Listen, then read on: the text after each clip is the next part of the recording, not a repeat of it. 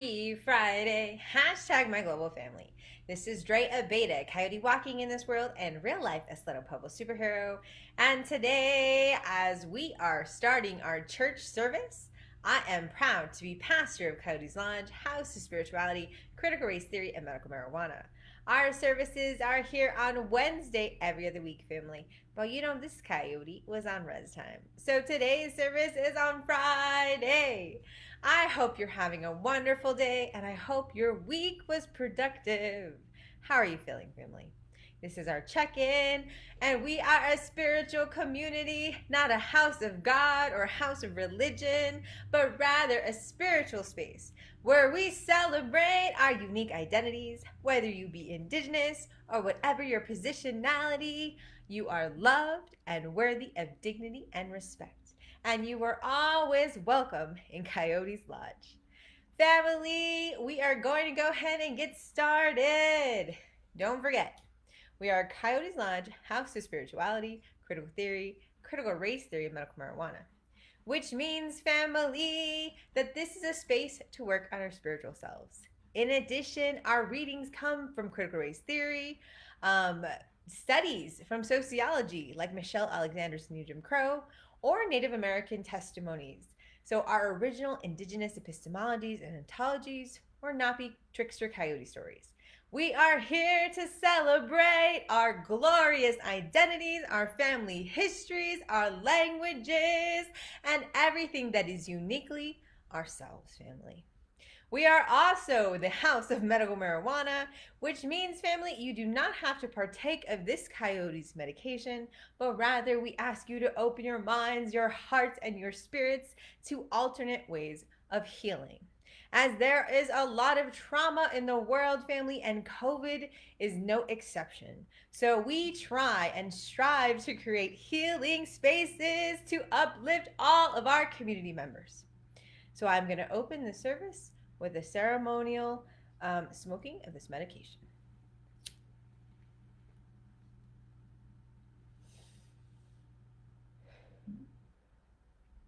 Remember, family, this coyote is a survivor of trauma 3 times over, rape and molestation as a ramification of Indian boarding school, police brutality in 2008, which I successfully fought through a lawsuit in court, and in 2018, I was suicidal because a white male tenured professor used me to hurt students, family. So this coyote became a warrior and an advocate then and took it to the university, and I've been helping people heal, address their trauma, and advocate for themselves. So family, remember, medication is what medical marijuana is and not a drug to be criminalized. The war on drugs, family, was a socio-political movement to re-enslave communities of color and our poor white brothers and sisters. So family, let's think critically and change how we walk in the world to create the society that all of our families deserve to thrive in. At this time, we're going to open with our prayer. And as we burn the sage, and as we give this offering up to our ancestors, we give thanks and we every day is a gift, family, and I thank you for joining in our celebration of life. And when we speak to our ancestors, family, I would like to remind you, as a pastor, as a spiritual person who prays a great deal, my Gammy told me to remind us all that prayer is not a wish granting service, family. When we pray, we don't actually just expect for everything to be figured out, right? Magically.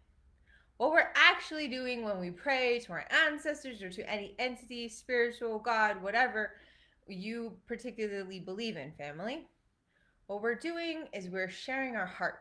We're sharing a bit of our soul, our concerns, our wishes, our dreams, our hopes, and we're sending it out into the universe.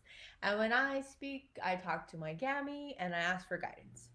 I don't expect for my Gammy to magically fix everything, family, because that's not how prayer works. What we are doing is we're reflecting, we are sending our love out, we are saying in our spirits, in our minds, what our concerns are. But at the end of the day, family, We are human beings with agency. And we have the power to make choices, to do things differently, and to ask for help. So don't forget, even though we pray, it's not magic, but rather we are soothing our souls and talking to our ancestors. So, Gammy, as I send out these prayers to you today, our readings come from schooling and how traumatizing schooling has actually been for our peoples and a tool of colonization. And as we are in the middle of Native American Heritage Month, Gammy, I'm asking for your guidance because we are weary and tired, and COVID has only brought forth more problems that our society needs to put forward solutions to now. So, Gammy, send us resiliency, send us some hope, send us some joy, and always send us some love. Because love is how we will heal our wounds, how we will start walking the path towards peace and family rehumanization. So, Gammy, thank you for your example of being a warrior woman, for standing your ground and teaching all of our peoples what it means to be an advocate. You were a big tree that we sought comfort and we got guidance from. May we all spring tall. May we offer shade and protection to those who might need it. And may we continue to grow and be tall in the sun. So thank you, Gammy, and may you rest in peace. Papa, I miss you, Papa. I miss you so much. I've been thinking of you every day. Papa, we need that love. We need that safety and security because COVID has brought forth all kinds of uncertainty. We are uncertain of our futures. Many of our brothers and sisters and siblings around the world have no homes, have no jobs, and therefore are losing their hope. So, Papa, send us a helping hand. Send us that miracle, that sibling who might have an opportunity or something that they could share that will brighten our family's day. So thank you, Papa, for always being safety and security, and may you send those blessings into our communities today. And to my great-great-grandpa, Pablo Beta, true revolutionary and Isleta Pueblo statesman, dear sir, our leaders need to wake up. We keep pushing the same policies, we keep having the same arguments, and our people are still dying. So please allow us to create the change that we need in all of our communities today. Family, I am filled with joy and hope today, and I am going to be tackling a very difficult subject. And I'll be honest, I am always on the fence because on one hand, I know that education was the colonizer's tool. But on the other hand, it has made this coyote an educator and a fierce advocate for all of our peoples, to make sure that we see ourselves in curriculum, to make sure that we see ourselves in positions of power and policy making. So family, let us together reflect on where we come from, our relationship with schooling as Indigenous people. What has it been? And what could it be? Dream big with this coyote. What could our world be if we actually push through the change that we know is necessary for our children to thrive in schools? So these two readings today, family, come from some of my favorite texts. To Remain an Indian, Lessons in Democracy from a Century of Native American Education by Lomawaima and McCarty. Our first reading is coming from the preface, family. Schools for so long have been at the center of debates over national purpose, identity, and vitality. And schools have been at the center of the onslaught to civilize, to eradicate Native thought, culture, and education. What might the nation state learn about itself from the lessons drawn from a century of Native experiences with schools? We might learn choice. We might learn about self-determination. We might learn about the potential for national strength embedded in cultural and linguistic diversity and the dangers propagated by homogenization, and standardization.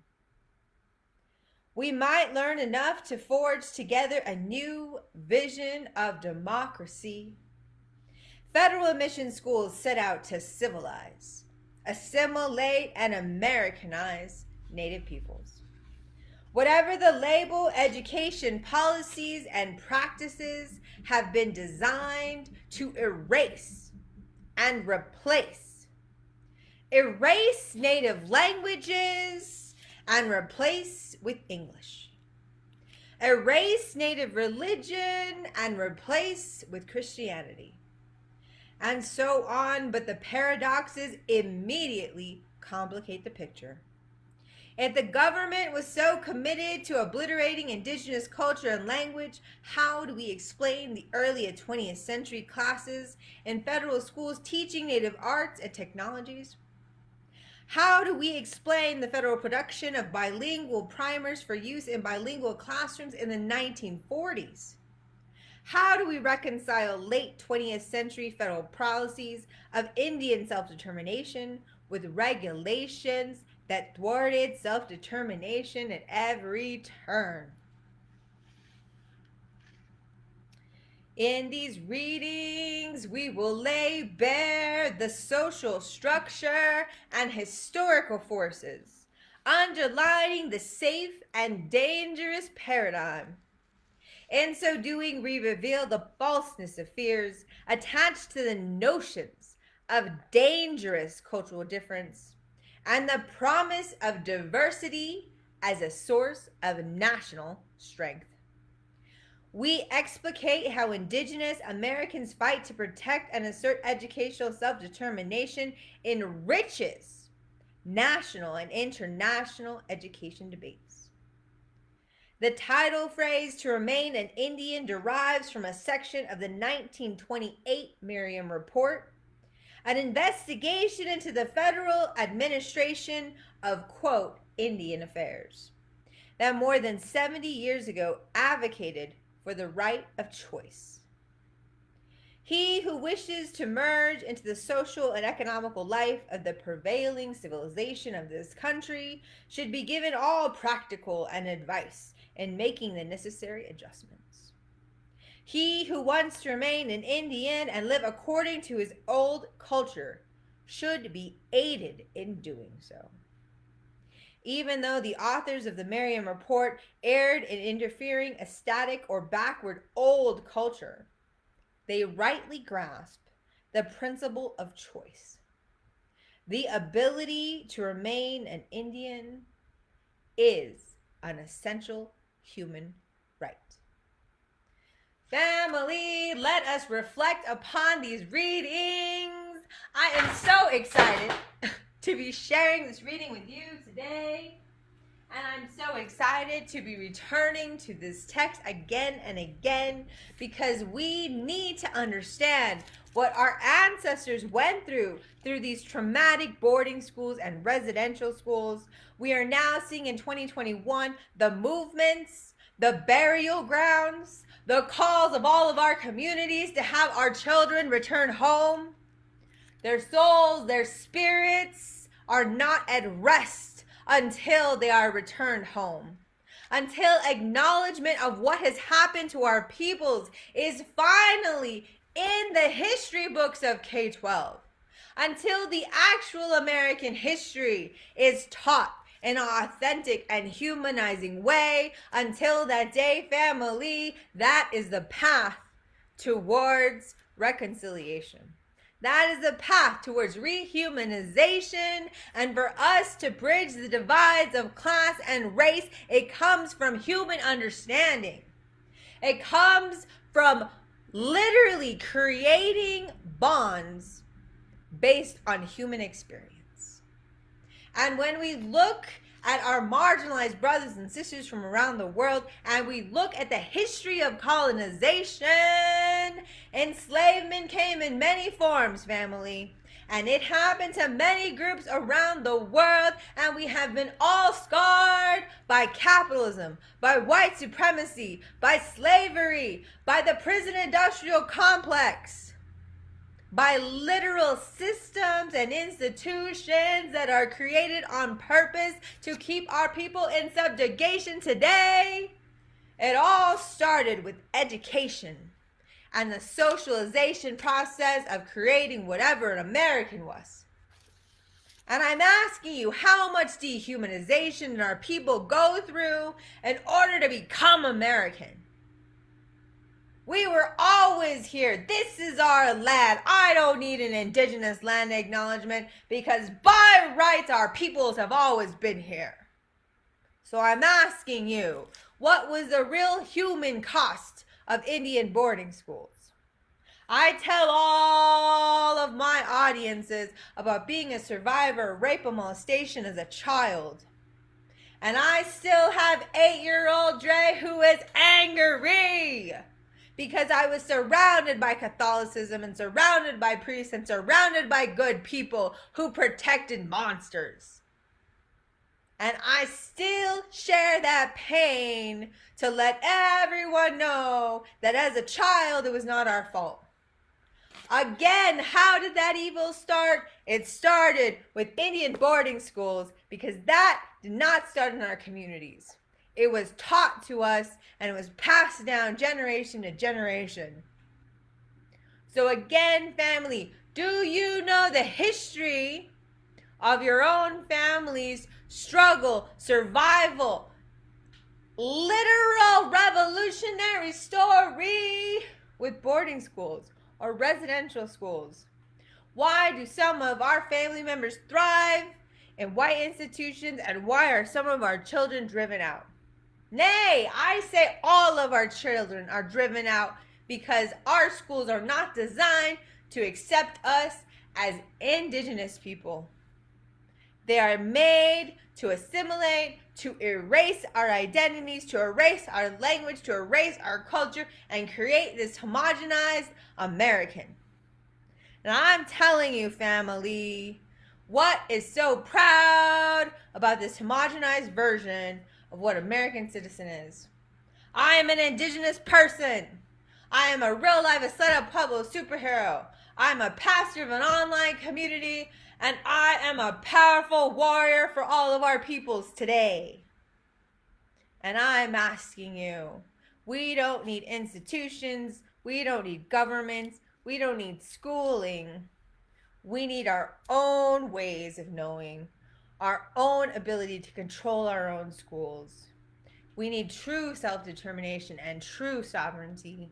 And that has been chipped away slowly through over the years, family. And that is the battle we face now.